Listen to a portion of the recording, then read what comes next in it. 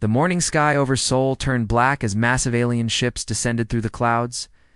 Commander Lee Jin-ho stood on the roof of the Defense Ministry building, his hands gripping the metal railing as he watched 12 enormous vessels block out the sun. Each ship was so large it covered entire city blocks, their dark hulls gleaming with strange lights and technology that made Earth's fighter jets look like toys. The air felt heavy and wrong. People in the streets below pointed at the sky, some running, others standing, frozen in shock. Car alarms blared across the city as the alien ship's presence interfered with electronic systems. Jin-ho could hear his own heartbeat over the chaos. Dr. Park So-min burst through the rooftop door. Her tablet computer clutched against her chest. Her usually neat hair was messy, and her lab coat had coffee stains on it. She had been working for 3 days straight, since the first alien signals were detected. "Ging-ho, they're broadcasting on every frequency," she said, her voice shaking with fear. "Radio, television, internet, even emergency channels. The translation software is working overtime, but the message is clear." Jin-ho turned to face her, noting the dark circles under her eyes. "What are they saying?" Before she could answer, speakers throughout the city crackled to life. The alien chancellor's voice echoed across Seoul in perfect Korean, as if the being had studied human language for years. The voice was deep and emotionless, like a computer trying to sound human. "People of Earth, you have 72 hours to surrender unconditionally. Submit, and you will serve the hegemony as countless worlds before you. Resist, and your planet will burn. We have conquered 437 worlds. None have successfully opposed us. Do not make this difficult." It's the message repeated in different languages across the globe. Jin-ho could hear the same. Words echoing from buildings throughout the city in English, Chinese, Japanese, and dozens of other languages. The aliens had done their homework. Jin-ho watched civilians flee through the streets below. Cars jammed the roads as people tried to escape the city. Families carried suitcases and children, moving like rivers of panic through the urban landscape. Emergency vehicles wailed as they tried to navigate the chaos. His phone buzzed with messages from military commanders worldwide. Most were reports of world leaders calling emergency meetings. The President of the United States had already suggested negotiating surrender terms. The European Union was scheduling a vote on immediate capitulation. Even his own government was leaning toward giving up without a fight. Something in Jin-ho's gut rebelled against the idea. He had spent 20 years in the military, rising through the ranks by never accepting defeat. The thought of humanity bowing to these aliens made him sick. But what could Earth do against technology that advanced? He looked at Salman, remembering something from months ago.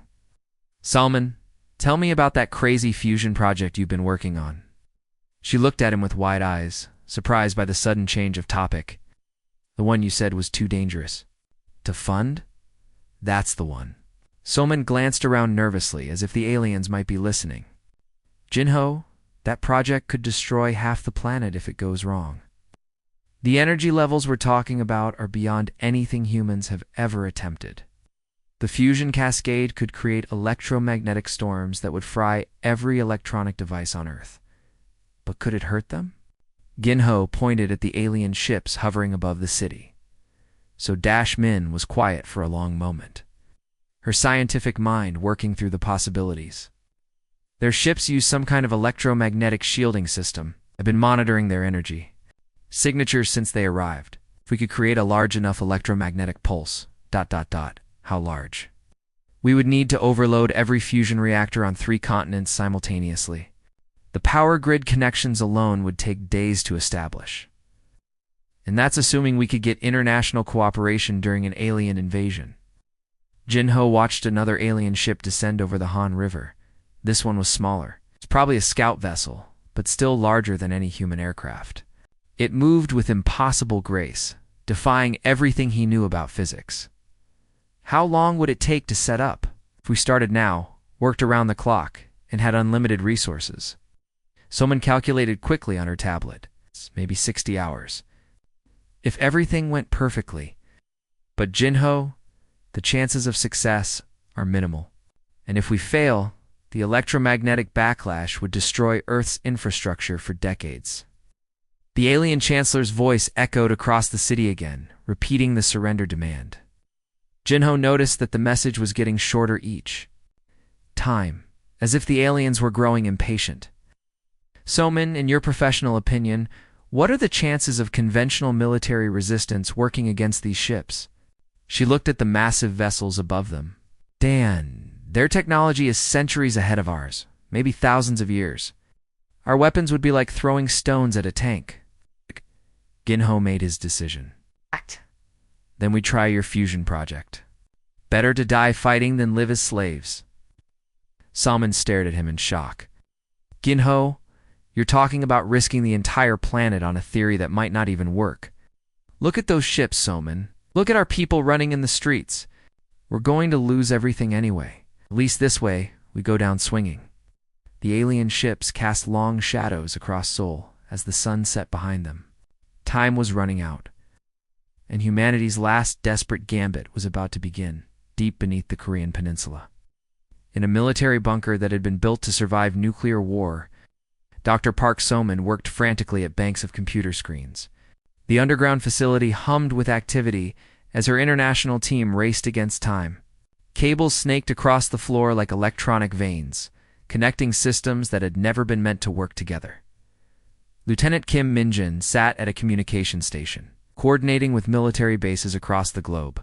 His headset crackled, with voices speaking in different languages as commanders from Japan, China, India, and Europe reported their status. Sweat dripped down his face as he translated orders and confirmed connections. Base 7 reporting ready, he called out. Tokyo. Fusion plant is online and connected to the grid. Beijing confirms their 3 reactors are linked, another voice added through the speakers. But their engineers are saying the power load is already beyond safe limits. Engineer Yang Haijin worked at a massive table covered with circuit boards and soldering equipment. Her hands moved quickly, connecting wires between systems that represented the power grids of entire nations. Sparks flew as she joined Korean infrastructure to Japanese networks, then linked both to Chinese power systems. This is insane, Haijin muttered, wiping sweat from her forehead with the back of her hand. We're talking about overloading every fusion reactor on 3 continents. The power surge alone could destroy every electronic device from Seoul to Shanghai. Saman looked up from her calculations, her eyes red from staring at screens for 18 hours straight. The hegemony ships use standard electromagnetic shielding. According to our scans, it's the same technology they've used to conquer hundreds of worlds. They've never encountered a planet willing to turn its entire atmosphere into a weapon. The bunker's main screen showed a map of the world with thousands of red dots representing power plants, fusion reactors, and electrical grids. Green lines connected them in a web that spanned continents. Some connections were solid, others blinked yellow or red as engineers worked to establish links. Mumbai Station reports they're having trouble with the connection, Minjun called out. The cable under the Indian Ocean is showing interference. Tell them to reroute through the Singapore hub, Soman replied without looking up from her work. We need every reactor we can get. Above them, hundreds of meters overhead, alien interceptor devices monitored human communications. Commanders gathered in their flagship, listening to fragments of human transmissions. Their translation computers worked to understand the desperate plans being made below. They're attempting to weaponize their electrical infrastructure, one alien officer reported to his superior. The readings suggest they want to create some kind of electromagnetic pulse. The hegemony chancellor, a being that had conquered more worlds than it could remember, made a sound that humans would recognize as laughter. Primitive. We've seen this before. The Centauri tried something similar 50 years ago. They succeeded only in destroying their own civilization. Which we take preventive action? The officer asked. No, let them exhaust themselves. When they realize their failure, surrender will be easier. Back in the bunker, Hajin finished the last connection and stepped back from her work. The circuit board looked like a miniature city with wires running in every direction. That's it, she announced. If this doesn't work, we're all dead anyway. So Min ran final calculations on her computer. The numbers were staggering. The amount of energy they were about to release would be equivalent to 100 nuclear weapons, but instead of destroying matter, it would charge the atmosphere itself. The electromagnetic field would extend from the Earth's surface into space, creating a shell of electrical energy around the planet. "All stations report ready," Minjun announced. "We have fusion reactors online in Korea, Japan, China, India, Australia, and the Pacific Island chains. The European grid is connected through underwater cables. Total reactor count, 247. Power load calculations complete," Hyjin added. "We're looking at energy levels that will overload every electrical system on Earth. Once we start this, there's no going back. No communications, no computers, no power grids. We'll be back to the Stone Age." So-min nodded grimly. Better the Stone Age than slavery. The countdown clock on the main screen showed 6 hours and 12 minutes remaining until the alien deadline. Above ground, the alien ships continued their silent vigil over Earth's major cities. Their weapons were charged and ready to begin. The bombardment that would break human resistance. "Commander." Lee Jin-ho's voice crackled through the bunker's speakers from his position at the Defense Ministry. "Salmin, are you ready?" She looked around the bunker at her team. Minjan gave her a thumbs up from his communication station. Hyjin nodded from her position at the circuit boards. Engineers and technicians from a dozen countries watched her, waiting for the order that would either save humanity or destroy it. "Systems are online," Salman reported. "All reactors are connected and ready to overload on your command." There was a long pause. Everyone in the bunker held their breath. Above them, the alien ships prepared to begin humanity's destruction. The fate of Earth hung in the balance between alien technology and human desperation. "Light it up, Jin-ho," ordered Soman's finger hovered over the activation button. The future of humanity depended on what happened next, so Min pressed the activation button, and the world changed forever. The fusion cascade began in South Korea like a spark igniting. Dry grass. The first reactor overloaded in Seoul, sending massive amounts of energy racing through underground cables toward Tokyo. Within seconds, the chain reaction spread across the planet faster than anyone had imagined possible. Power plants from Seoul to Tokyo to Beijing overloaded simultaneously, their fusion cores pushed far beyond safe limits. The energy had nowhere to go except up, pumping impossible amounts of electrical power directly into the atmosphere. The sky above Korea began to glow with an eerie blue light, as if the air itself had caught fire. Captain No Soo-young was piloting the last functional aircraft in Korean airspace when the cascade began. Her fighter jet shook violently as electromagnetic waves washed over her. Through her cockpit window, she watched the sky transform into something that belonged in a nightmare rather than reality. The blue light spread outward from the Korean peninsula like ripples in a pond. Within minutes, the entire sky over East Asia was glowing. The light grew brighter and brighter until it hurt to look at directly. Then the color began to change, shifting from blue to white to brilliant silver. "Soman, please tell me this is working," Soo-young radioed from her fighter jet, her voice tight with fear. The electromagnetic interference was so strong that her radio barely functioned. Static filled the airwaves as electrical systems across 3 continents began to fail. "It's working beyond our wildest calculations," Soman replied from the bunker, her voice crackling through the static. She stared at her computer screens in amazement, watching readouts that defied everything she knew about physics. The entire ionosphere is becoming a conductor, turning the atmosphere into a giant electrical circuit. Above them, the alien ships detected the energy surge but initially dismissed it as another primitive attempt at resistance. Their sensors showed massive power buildups across the planet, but their computer systems calculated that no species would be foolish enough to destabilize their own atmosphere. The first lightning bolt struck the lead hegemony ship over Seoul. It was unlike any natural lightning ever seen on Earth, a column of pure electrical energy that stretched from the ground to the edge of space. The alien ship's shields flared bright white as they absorbed the impact. But the energy levels were far beyond what they had been designed to handle. The sky turned colors that had no names. Purple mixed with gold, green swirled with orange. and silver lightning danced between clouds that glowed like neon signs. The aurora borealis, normally visible only at the poles, expanded across the entire planet as Earth's magnetic field was supercharged beyond all natural limits. The hegemony ships, designed for warfare in the vacuum of space, suddenly found themselves trapped in an ocean of electricity. Their hulls were made of exotic materials that were perfect conductors, designed to channel energy efficiently through their systems.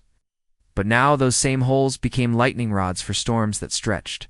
From ground to space, more lightning struck the alien fleet. Each bolt was 10 times more powerful than natural lightning, carrying enough energy to power a city for a week. The ship's shields began to fail as they were overwhelmed by the constant bombardment of electrical energy. Hull breach on Ship 7, an alien officer reported to his commander. The electrical discharge is penetrating our armor. The hegemony chancellor watched in growing horror as his invincible fleet began to take damage from what should have been a harmless planet. His ships had withstood the weapons of advanced civilizations, but they were defenseless against a planet that had weaponized its own atmosphere. One by one, the massive vessels began falling from the sky like burning meteors. The smallest ships fell first, their systems completely fried by the electrical assault. They crashed into the Han River and the mountains outside Seoul, their hulls glowing white-hot from the electrical overload. Su-young watched from her fighter jet as the largest alien ship, the one that had been hovering directly over downtown Seoul, began to lose altitude. Lightning struck it repeatedly, each bolt brighter than the last. The ship's hull cracked and split, revealing the glowing interior where alien technology was being destroyed by Earth's electrical fury.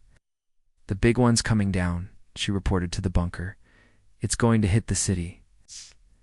The massive alien vessel crashed into the Han River with a sound like thunder.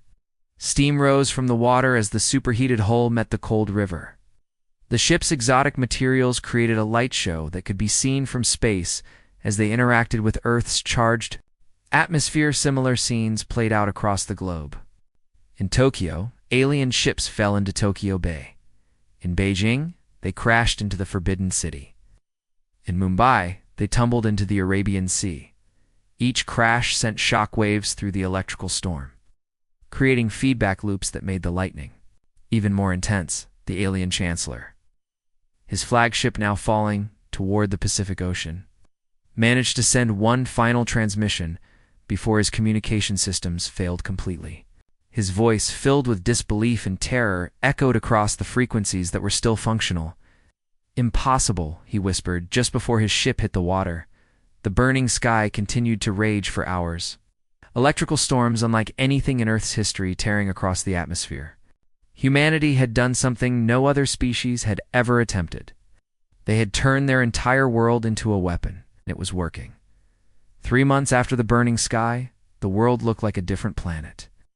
The electromagnetic storms had finally subsided, leaving behind a landscape that was both destroyed and transformed.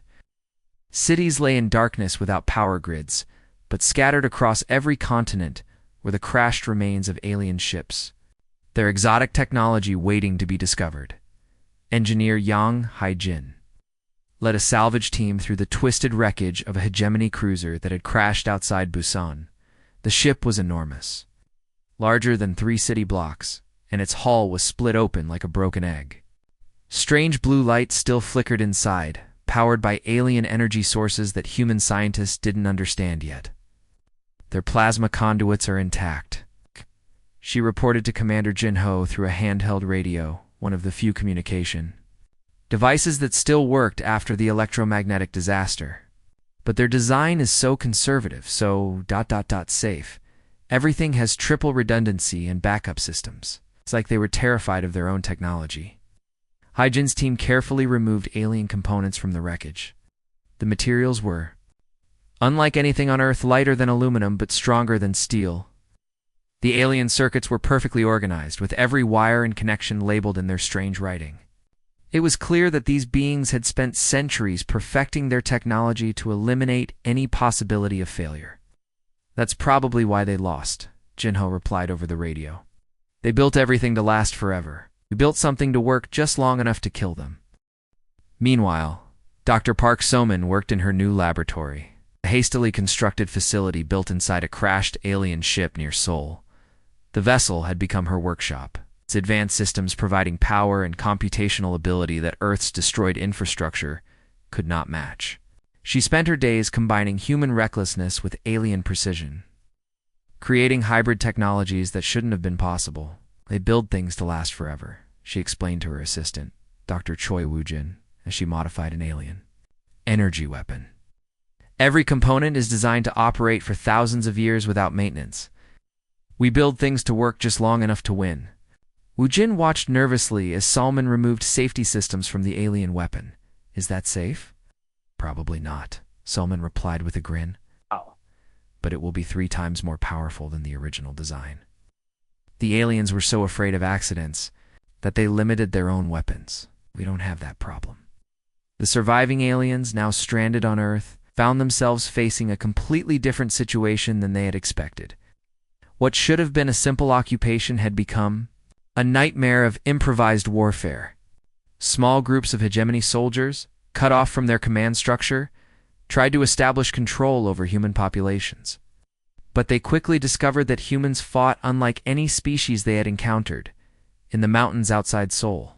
A group of 12 alien soldiers had taken shelter in a cave system. They were well-armed and well-trained, veterans of dozens of planetary conquests. But they were being hunted by a team of human guerrilla fighters who had learned to use alien technology in ways the original designers never intended. Captain No Soo-young led the human team, carrying weapons that were part alien, part human, and completely unstable.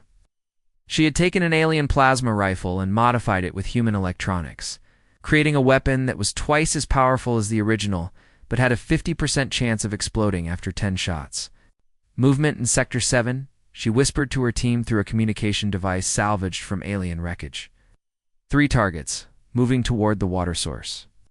The alien soldiers moved carefully through the forest, their advanced sensors scanning for human life signs. They had been trained to fight conventional armies, not guerrilla fighters who used their own technology against them. Worse, the humans had modified the alien equipment in ways that made it unpredictable. A human trap exploded. Near the lead alien soldier wasn't a normal explosive device. The humans had taken alien shield generators and rigged them to overload, creating a blast that sent electromagnetic pulses in all directions. The alien soldiers' equipment shut down as their own defensive systems were turned against them. The surviving alien commander managed to send a transmission to his superiors before his communication system failed. His voice was filled with fear and confusion as he described the impossible situation his forces faced. They don't fight like any species we've encountered, he reported. They turn every tool into a weapon, every weakness into strength. They take our technology and make it do things it was never designed to do. Our plasma rifles become bombs. Our shield generators become traps. Our own ships become their bases. Transmission cut off as human fighters overran the alien position.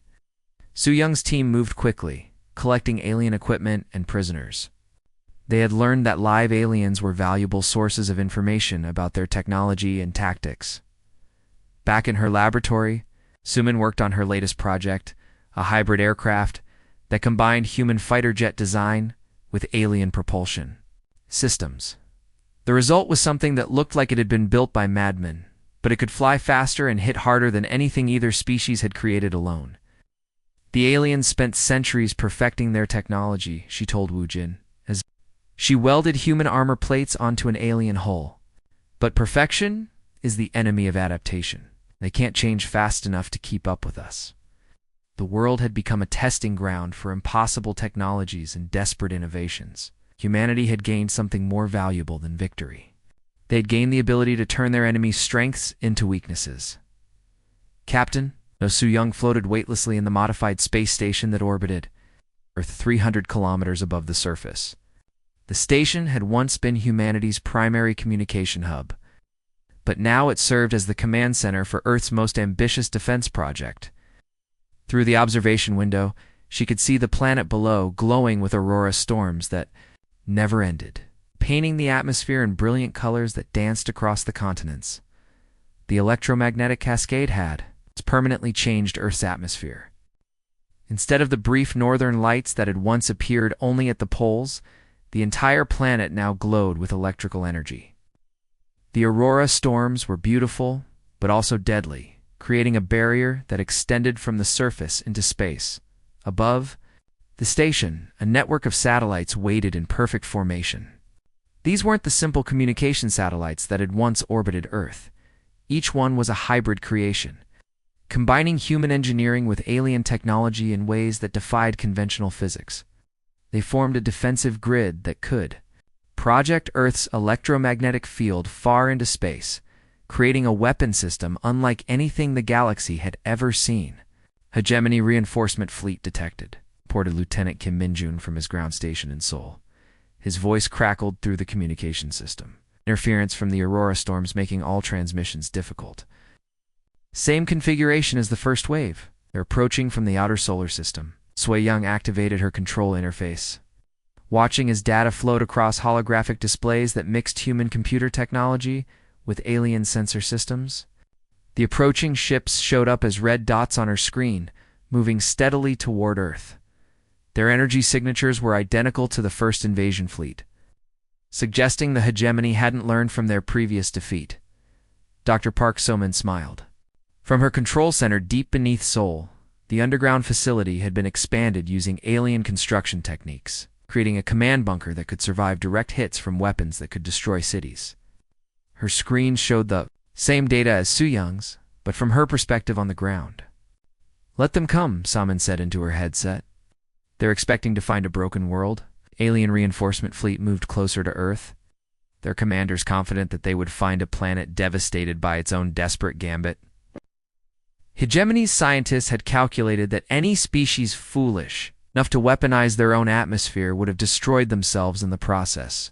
They expected to find a dead world ready for colonization. Instead, they found something unprecedented. In their long history of conquest, Earth's electromagnetic field had been expanded and weaponized, extending far beyond the planet's natural magnetosphere.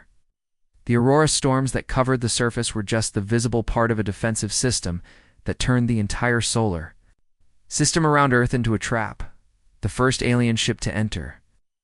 Earth's expanded electromagnetic field experienced immediate system failures. Their shields, designed to protect against conventional weapons, became conductors for the electrical energy that surrounded the planet. Lightning arced from the aurora storms to the ship's hull, overloading its systems in seconds. "Target 1 is disabled," Su-young reported from the space station. "Their shields are acting as lightning rods, just like the first fleet." The alien commander tried to pull his ships back, but it was too late. The hybrid satellite network detected their presence and began focusing Earth's electromagnetic field into directed beams of energy. The satellites, built with human recklessness and alien precision, could channel the aurora storms into weapons that struck with the force of controlled lightning. One by one, the alien ships were disabled before they could even establish orbit. Their advanced technology, perfected over centuries of conquest, was useless against a planet that had turned its own atmosphere into a weapon. Ships that had expected to find easy prey instead found themselves trapped in an electromagnetic storm that stretched across space. The surviving alien ships tried to retreat, but the defensive grid followed them. Hybrid satellites could project Earth's electromagnetic field for millions of kilometers, creating a bubble of electrical energy that moved with the fleeing ships. There was no escape from a planet that had weaponized the very fabric of space around it. Commander Lee Jin-ho stood once again on the roof of the Defense Ministry in Seoul. But this time, he was watching alien ships retreat into the darkness of space. The aurora storms painted the night sky in brilliant colors. The defensive satellites were visible as bright dots moving in perfect formation overhead. The scene was beautiful and terrifying at the same time. The hegemony's final message was transmitted on all frequencies as their fleet fled toward the outer solar system. The alien chancellor's voice, filled with fear and disbelief, echoed across the electromagnetic spectrum. "Earth is declared a quarantine zone," the message stated. "No further contact authorized." planet exhibits unprecedented defensive capabilities. Recommend immediate classification as hostile and dangerous. All hegemony forces are ordered to maintain minimum distance of 10 astronomical units from the Sol system. Ginho smiled as he listened to the transmission. The aliens who had once demanded humanity's surrender were now fleeing in terror from a species they had underestimated. The hegemony had conquered hundreds of worlds, but they had never encountered a species willing to risk everything to remain free. Humanity had won not through superior technology or military might, but through their willingness to risk everything and turn their own world into a weapon. The species that had expected Earth to break had instead learned to fear the fire burning in human skies. Earth was now alone in the galaxy, surrounded by aurora storms that would burn for centuries. Humanity was free, and the stars beckoned with new possibilities.